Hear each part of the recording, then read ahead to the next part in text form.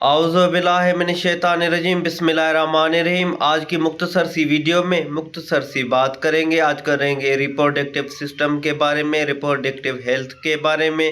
آج بات کریں گے ایمونوریا کے بارے میں، ماہواری کا بند ہونا۔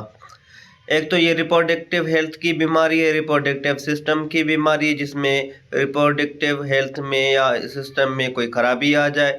اس میں کیا ہوتا ہے کہ ماہواری بند ہو جاتی ہے یا پھر ماہواری نہیں آتی۔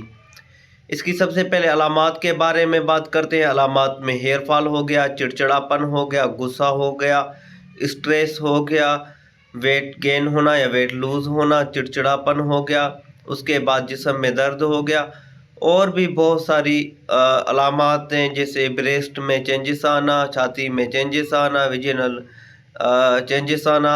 اس کے علاوہ اور بھی بہت ساری علامات ہیں جو آپ اوپر دیکھ سکتے ہیں۔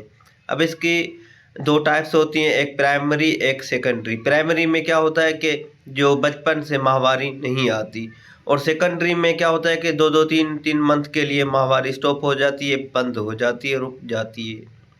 اب اس کی وجوہات کے بارے میں بات کرتے ہیں۔ وجوہات میں ریپروڈکٹیو ہیلتھ کی کوئی ڈیزیز جیسے پی سی اوس ہو گیا، پیلوک انفلامیٹری ڈیزیز PID ہو گیا، اور بھی بہت ساری وجوہات شامل ہیں، جیسے اسٹریس لینا، اس کے علاوہ ڈائٹ پراپر نہ لینا، اس کے علاوہ کینسرس ہونا۔ اب اس سے بچاؤ کس طرح سے کریں؟ سب سے پہلے اپنی نیند پوری کریں، اپنی ہیلتھ کا خیال رکھیں، اپنی ڈائٹ پوری کریں، اس کے علاوہ اپنا روٹین چیک اپ کروائیں، پراپرلی میڈیکیشن استعمال کریں۔